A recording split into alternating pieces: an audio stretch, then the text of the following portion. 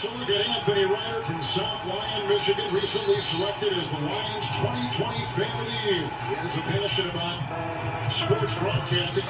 With the 112th selection in the 2021 NFL Draft, the Detroit Lions select Amon-Ra St. Brown, wide receiver, USC. One pride, baby! Yeah!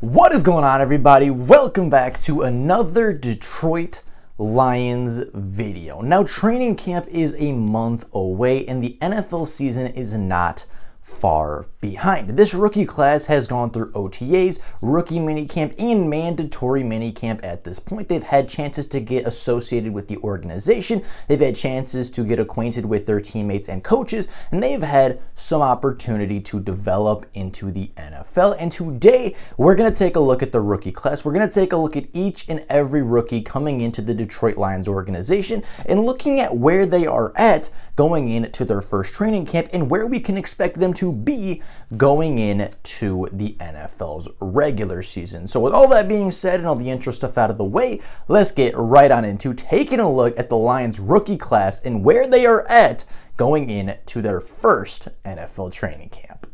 Now, starting off with the number 2 overall pick, Aidan Hutchinson has been maybe the most impressive rookie around the entirety of the NFL. It seems like every single day that 97 shows up to practice, he is making flashes and he is impressing somebody. Every single coach that has worked with him has come out and said, this guy is exactly who we wanted him to be. This is the guy that has power. This is the guy that we saw at Michigan. This is a guy that is learning. He's growing. He's getting better day by day. And even being a player that was worthy of the number 1 overall pick in the draft, just a few months later without playing any NFL game reps, Aidan Hutchinson, by many people's accounts, is a better football player now and is a smarter football player now than he was on the night that he was drafted. He is somebody that continues to get better, continues to work in the offseason, and somebody that is already wreaking consistent havoc on the Detroit Lions' number 1 first team offensive line, an offensive line that is expected to be top 5 and top 10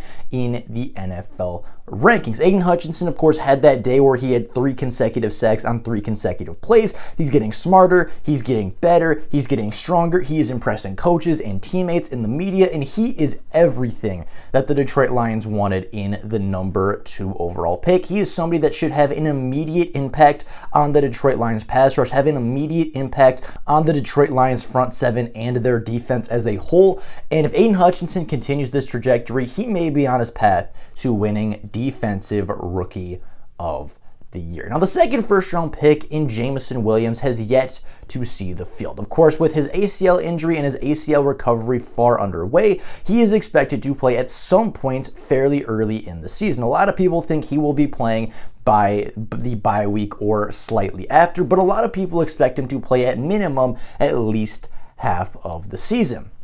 But Jamison Williams, as of right now, has not seen the field. Jamison Williams has been walking around training camp. He has been catching a few passes, not running routes, but just, playing catch, standing still. He's been holding and walking around with the football for the entirety of mini camps and OTAs. But I think where he is really excelling right now and why the coaches are still very excited about him, even though he hasn't actually worn any pads yet, is because of just the preparation, the film study, the mental part of the game that he seems to be very, very invested in. They have preached that his football character is incredibly high just based off of what he's done so far with the Detroit Lions. And although physically he hasn't been impressing anybody on the field for obvious reasons, mentally from a mindset perspective and just from a personality perspective, he has also been somebody that the Lions are extremely excited to be working with. Now, Josh Passel, kind of like Jamison Williams, we don't really have a ton of information, and we haven't really seen him on the field all that often in the Honolulu Blue number 93.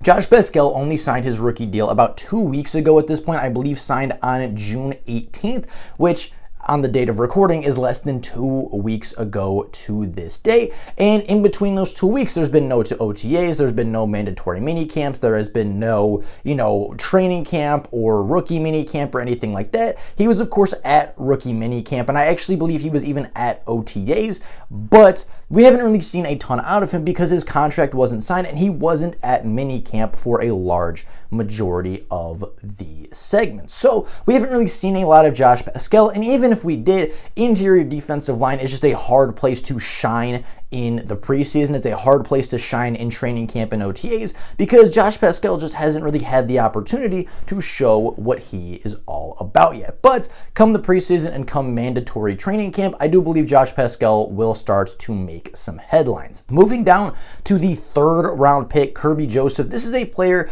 that a lot of people were very excited about. This is a player that a lot of people view as a steal and one of the bigger secondary steals in the entirety of the NFL draft. This is somebody that the Lions had graded as a top 50 player in the NFL draft. This is somebody that the Lions felt comfortable taking at 46, who ended up falling all the way to 97. This is a player that, by a lot of accounts, is just a very, very good football player, extremely underrated in the draft, and fell a lot farther than a lot of people were expecting him to do so. Kirby Joseph is, by all accounts from coaches and the media, ahead of the curve of where they thought he would be. The Lions coaching staff had some questions about his instincts. They had some question about just how natural he is when it comes to actually covering, how natural he is in just, as far as fitting into a certain system, right? His coverage instincts weren't necessarily the strength of Kirby Joseph, right? It was the speed, it was the range, it was the length, it was the ball skills.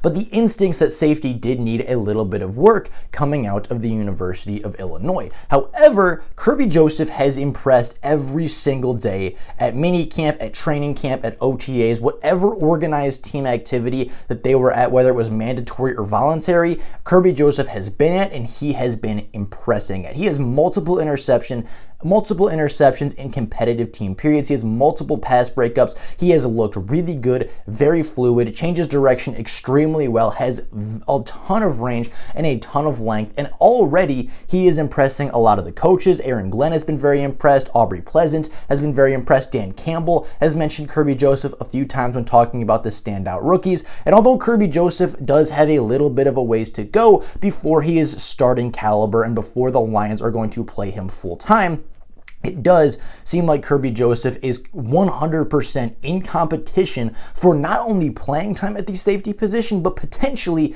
a starting role at the free safety position. And moving on to the day 3 guys, James Mitchell is a very similar situation to what Jamison Williams is in, recovering from a torn ACL. He is expected to return any day at this point. He is a day-to-day thing, right? They don't want to push him back too early, but from a timeline perspective, this is right around when you would expect somebody to start returning to play for the NFL, right? He has not been playing yet. He has not been seen on the field yet, but he is incredibly close and should be gearing up for the Detroit Lions by time training camp officially kicks off. Malcolm Rodriguez has been maybe the most impressive rookie at Detroit Lions minicamp and at Detroit Lions OTAs. He is somebody that the coaches continue to rave about, somebody that the coaches continue to compliment and talk about, and this just seems like a player that they knew that they wanted, and they feel so incredibly happy that he fell all the way to pick 188. This is a player that Dan Campbell said is ahead of some third-year guys,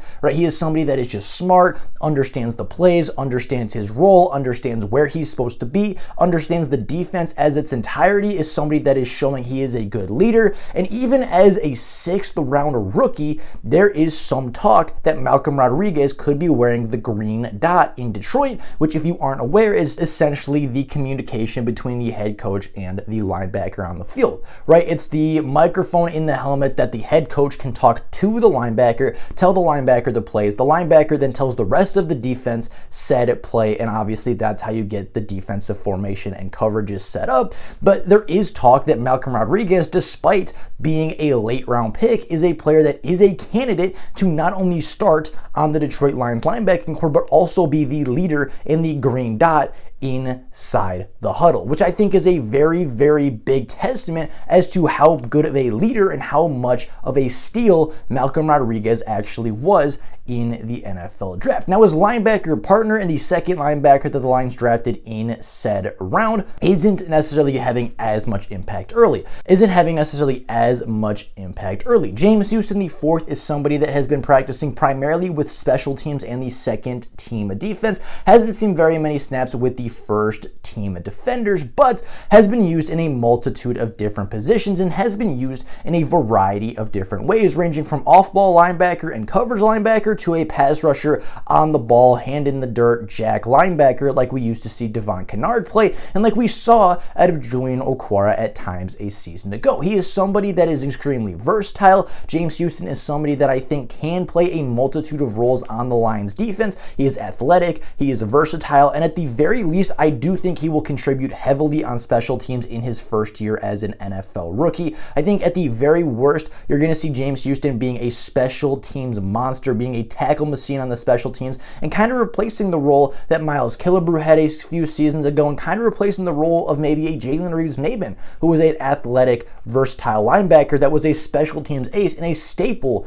of the Lions special teams for many years. Now, rounding out the NFL draft class, of course, Chase Lucas, the 7th round cornerback from Arizona State, is having a pretty good camp and having a pretty good preseason of his own. He has been seen multiple times in competitive team drills, having pass deflections, having pass breakups. He seems like he really fits in with the Detroit Lions defense. He has shown off very good footwork, shown off very good ball skills. He doesn't have an interception on the season yet, but he does have multiple pass breakups versus both Khalil Pimpleton and Corey Sutton on the second and third team offenses. He's somebody that, isn't necessarily jumping off the screen at people. He's not necessarily the guy that, is the flashiest big name player. He's a 7th round pick and he's got a lot to prove, but Chase Lucas has continued to fight for his spot, and he's making a very strong case to make the active roster on an NFL secondary that is extremely deep to begin with. So with all that being said,